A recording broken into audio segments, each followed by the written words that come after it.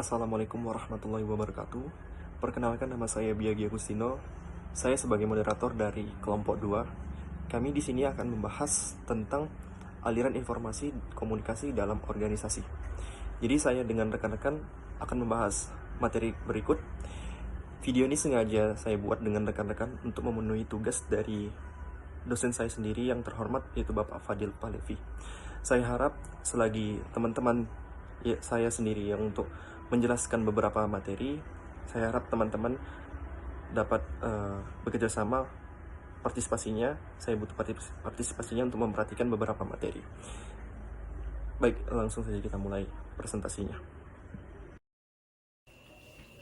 Aliran informasi dalam komunikasi organisasi, yaitu aliran informasi atau dikenal juga dengan distribusi informasi, adalah proses di mana informasi yang tepat disampaikan kepada orang yang tepat dan pada waktu yang diinginkan. Arah aliran informasi. Ada beberapa cara untuk melihat arah aliran informasi. 1. Komunikasi bawah. Komunikasi bawah dalam sebuah organisasi berarti bahwa informasi mengalir dari jabatan berprioritas tinggi kepada mereka yang berprioritas rendah.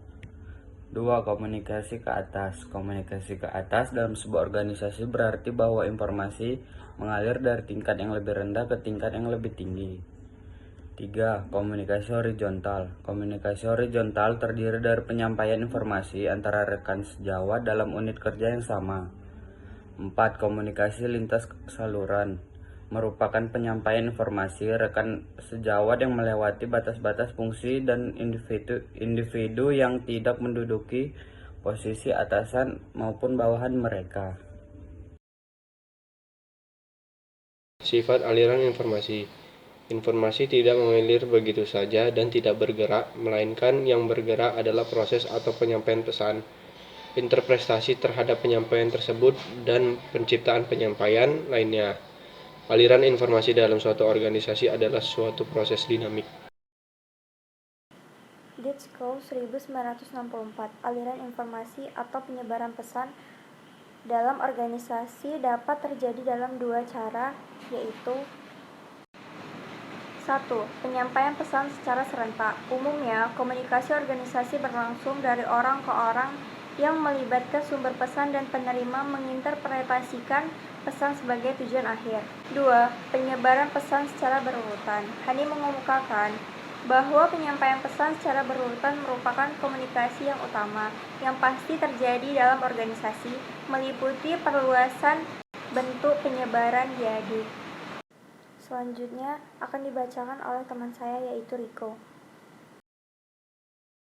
Pola aliran informasi dalam organisasi atau struktur jaringan organisasi. Organisasi adalah komposisi sejumlah orang-orang yang menduduki posisi atau peranan tertentu. Di antara orang-orang saling terjadi pertukaran pesan.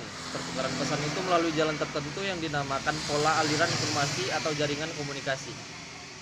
Arni Muhammad tahun 2005 ayat 102. Pengertian jaringan di sini adalah saluran yang digunakan untuk meneruskan pesan dari satu orang ke orang lain. Ada 5 pola aliran informasi yang dapat kita jumpai umumnya di kelompok ataupun organisasi. Yang pertama adalah pola lingkaran. Pola lingkaran tidak memiliki pimpinan, semua anggota posisinya sama, mereka memiliki wewenang ataupun kekuatan yang sama untuk mempengaruhi kelompok. Setiap anggota bisa berkomunikasi dengan dua anggota lainnya. Yang kedua adalah pola roda. Pola roda memiliki pimpinan yang jelas, yaitu yang posisinya di pusat. Orang ini merupakan satu-satunya yang dapat mengirim dan menerima pesan dari semua anggota.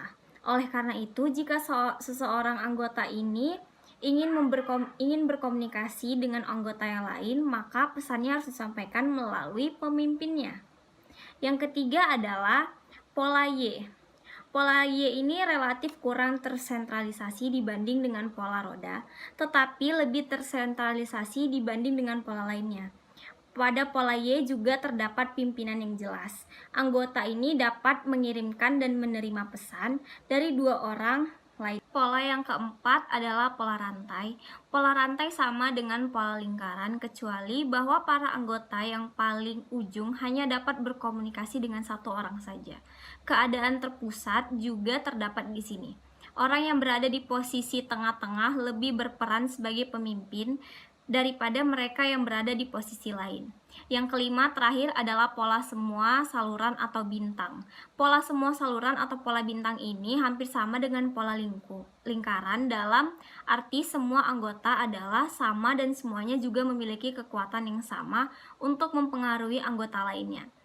Akan tetapi dalam struktur semua saluran, setiap anggota bisa berkomunikasi dengan setiap anggota lainnya.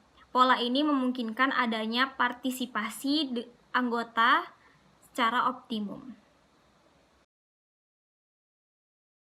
Alhamdulillah, berikut tadi merupakan persentase dari kelompok kami yang membahas tentang aliran informasi komunikasi dalam organisasi. Memang yang materi kami sampaikan itu merupakan bagian dasar-dasarnya dari materi yang kami sampaikan. Baik, selanjutnya kami akan mempersilahkan teman-teman untuk mengajukan pertanyaan, sanggahan, saran, ataupun apapun itu terkait untuk membahas tentang kelompok kami, membahas tentang materi kami, karena kami butuh masukan serta kritikan yang dapat membangun serta untuk kami telaah sebagai kesalahan apa yang kekurangan dalam video kali ini. Saya mohon partisipasi dari teman-teman. Saya sebagai moderator mengucapkan terima kasih atas partisipasinya. Saya tutup dengan alhamdulillahirabbil alamin. Assalamualaikum warahmatullahi wabarakatuh.